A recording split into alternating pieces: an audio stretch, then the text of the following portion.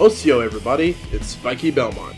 Today I'm going to be starting a new segment on my channel called Villains Incorporated. It should come to no surprise to anyone that's seen my channel that I love villains. Heroes are great and all, but what makes a hero is his adversary. No good hero is complete without a good polar opposite bad guy. And no, I don't mean anti-heroes, I mean main villains. And what better way to start this series than with my first villain? Just today I actually asked my mother who was the first villain that ever made me fear them. Her reply was, drumroll please,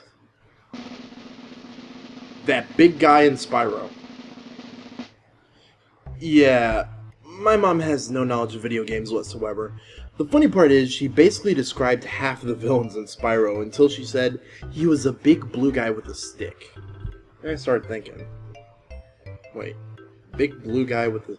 Nah, she could... Crush. Whoa, wait. You mean this guy? This dopey, ignoramus moron was the first guy I was scared of? Not Buzz, not fucking Bowser, but Crush? Crush? And he isn't even the main villain. Well, I guess I could just chalk that up to meek, cowardly little Spikey being himself. Anyways, since I said I was going to be doing main villains, I guess it's only fair that Ripto be the only likely choice.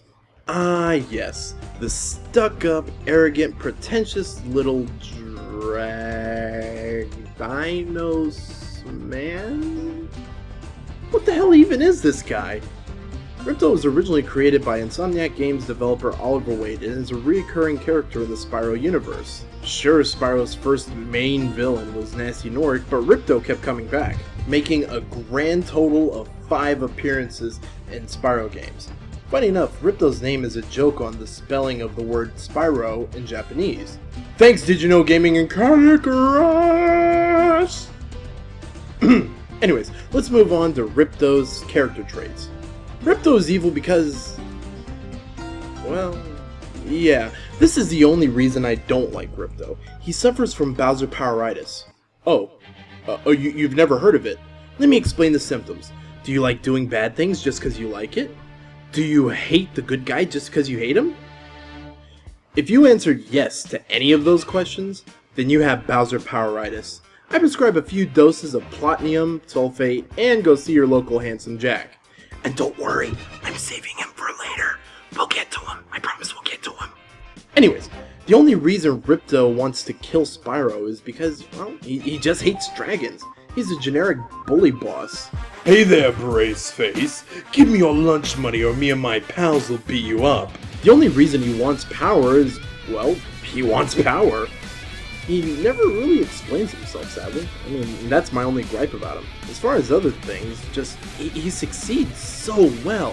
His voice is menacing enough, compliments of Greg Berger, his powers are mysterious, and the only problem in his design overall is it's not so intimidating, which is intentional for a good reason.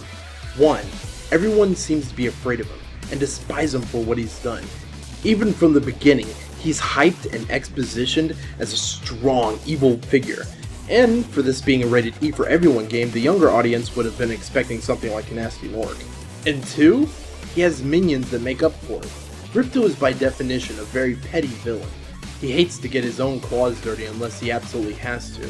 And as such, he has 2 right goons, Crush and Gulp, both of who are your stereotypical muscle-headed dunces. Crush, who I mentioned before, is the first boss you face, and honestly, playing it today, I really can't see myself being afraid of him. His pattern is very easy to pick up, and he uses fireballs and shockwaves to attack his opponent. The stupid thing is, Crush has little wings on his back, but they're never used. What the fuck is that about? I'm sure Darwin's use it or lose it rule has a lot to explain for itself in this case. And Gulp is Ripto's Triceratops-looking mount, of course fitted with the latest state-of-the-art shot cannons. I wonder where he got those from. But enough of the nosebleeds, let's get back to Ripto.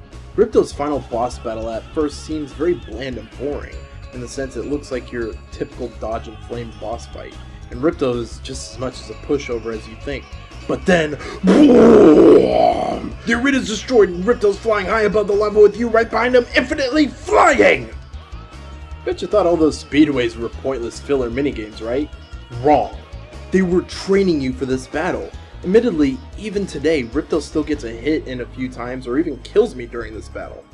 Then finally, after a moment or two of the dogfight between you and Ripto, Spyro unleashed his last super breath at the Menace, sinking him in the lava, thus ending Ripto's evil reign in Avalar. And that's the end of Ripto. Or is it? This great villain shows up in 4 other games, 2 of which are the amazing crossover games Spyro Warns the Cortex Conspiracy and Crash Purple Ripto's Rampage!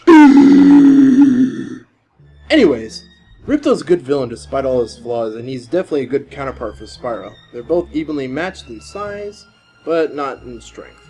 This has been Villains Incorporated, and I hope to see you in the next video.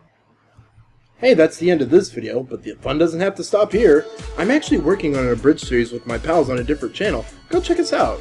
I'm voicing Guts Man and a super special secret mystery character. Woo! So if you got the free time, feel free to pop on over and subscribe. And Dona Dag Hoi. See you next time.